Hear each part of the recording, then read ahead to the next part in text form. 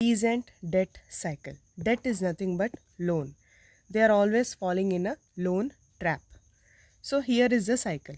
See, always there is a revenue, increase in the revenue. The peasants have to pay the tax to the Britishers, right? That tax is always high and they are unable to fulfill that demand. So what they will do?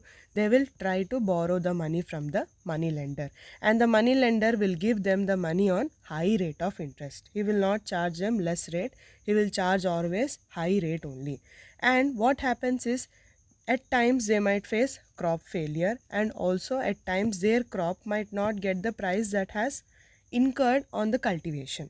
Okay, suppose the amount for the crop they have invested is 10,000, but in return they only got 5,000 rupees. So here they are getting less price for the crop.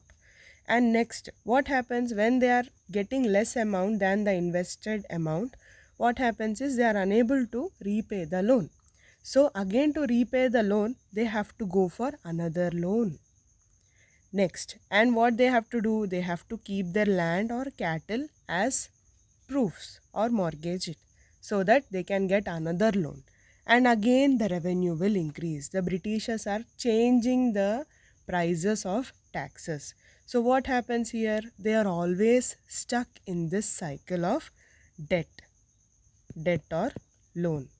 And other reasons they might require loan is social and religious expenses. In case of any festivals, any functions, anything, it can be any birth, any marriage, something, or any religious purpose. For that they need expenses.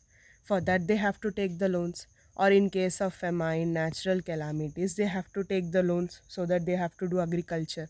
To purchase the seeds and tools, etc., they have to do. For day-to-day expenses, household expenses, they need loan, or in case they don't have money, they need loan. Next, debt repayment. To pay the old loans, they need again money. Unstable revenue demand, because the tax amount is changing. That's why they need more and more money. They are always in this loan or debt trap. Thank you.